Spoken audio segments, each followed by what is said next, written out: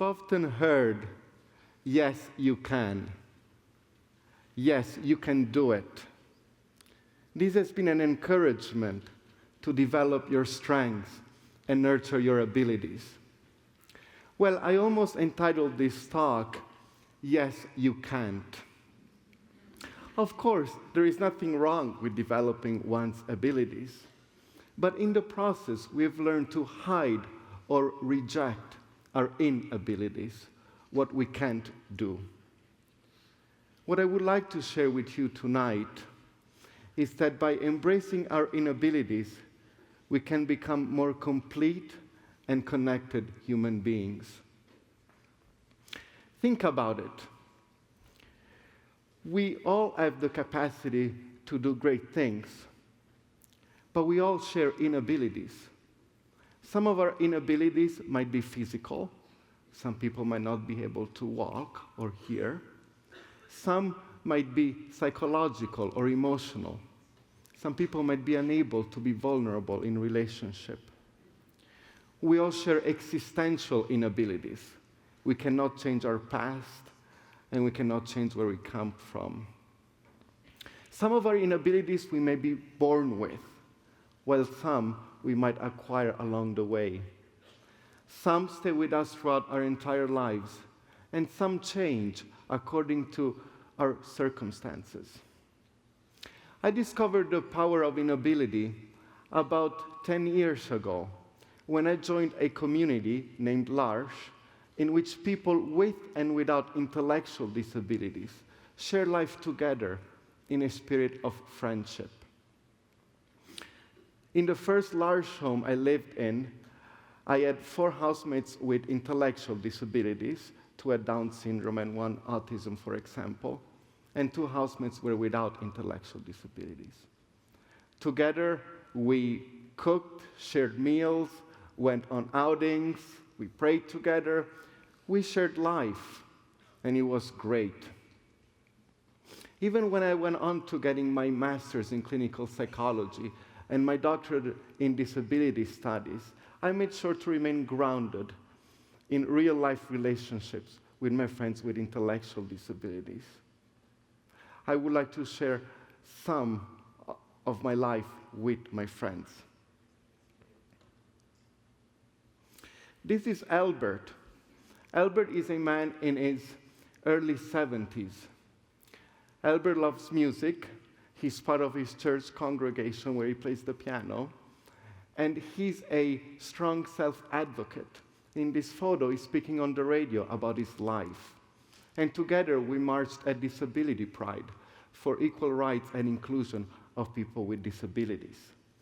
A great ability that Albert has is to create music. Guests would often come to the house, and Albert would sit them next to him and create a song for them. This is so special that even after years, those guests remember that Albert created a song for them. With aging, Albert is experiencing some memory loss, the inability to remember certain things, some things more important, some things less trivial.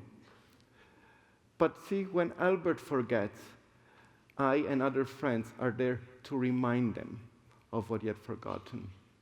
It has brought us more closer together. This is Jimmy. Jimmy is a man in his early 40s. Jimmy is a sports lover, and he has Down syndrome. A great ability that Jimmy has is to be vulnerable. I still remember one time I came back home, in which I lived with Jimmy, after a vacation. Jimmy welcomed me, embraced me, looked at me in the eyes, and asked me, "Did you miss me?" Did I miss him while I was gone? Now, most of us might have the courage to tell somebody, "I missed you," but fewer might have the courage to ask somebody, "Did you miss me?" Because the other person might say no, and we might feel hurt. But Jimmy has this great capacity of being vulnerable in relationship. Jimmy has a hard time pronouncing certain words because of a physical characteristic that he has. But I and other friends have learned with time to understand more Jimmy's language, so that the communication inability is not a big issue anymore, but it has brought us together. Sylvia is a woman in her 30s. Sylvia was abandoned as a child, and she joined community when she was 4 years old. Sylvia has Down syndrome, and a great ability that Sylvia has is to be honest, and to be honest through her body. With people that have developed intellectual abilities, often we see that there is a disconnect with the body.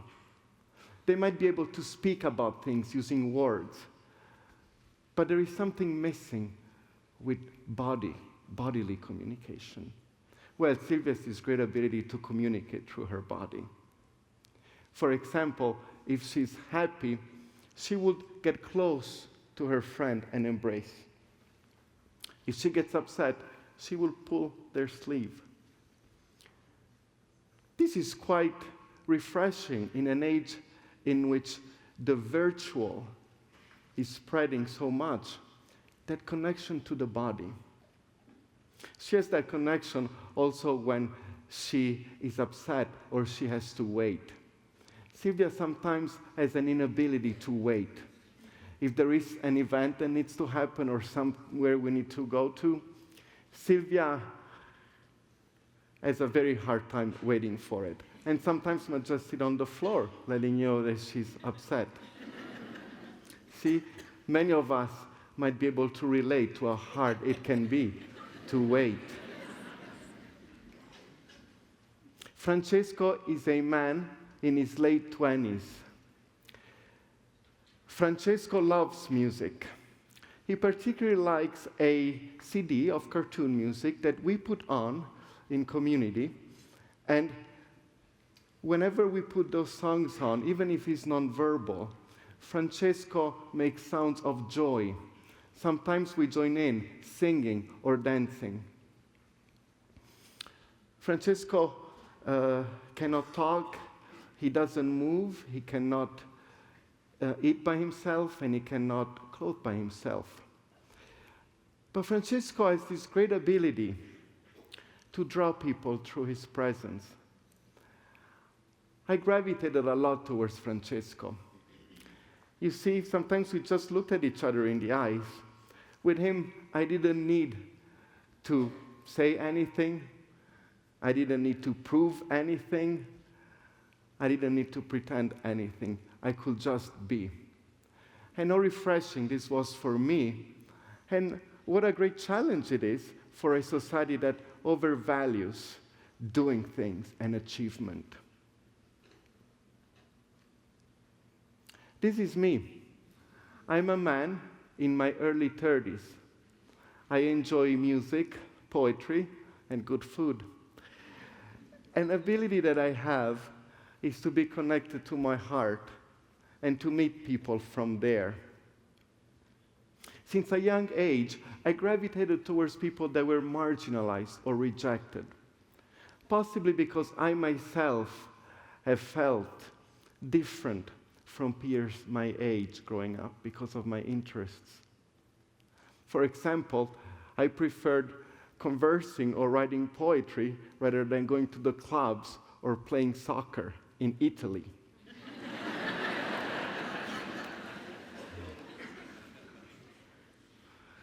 I was very uncoordinated, and this inability I carried through the years. I've learned to embrace that in community, living with people that are not always coordinated, some, and often don't seem to care about it, has helped me accept it. One time I was at a dance, and Jimmy was there dancing too. Well, he was pulling some very original moves. And he danced as if no one was watching. I couldn't help but join in and create my own original moves. This is you. What is your ability? What are you good at? But also, what is your inability? What is something that you cannot do or you cannot do on your own? What supports do you need when the inability shows up? What a great opportunity inability gives us. Because when we accept our inabilities, we become more complete human beings, since we accept our limits, which are part of being human.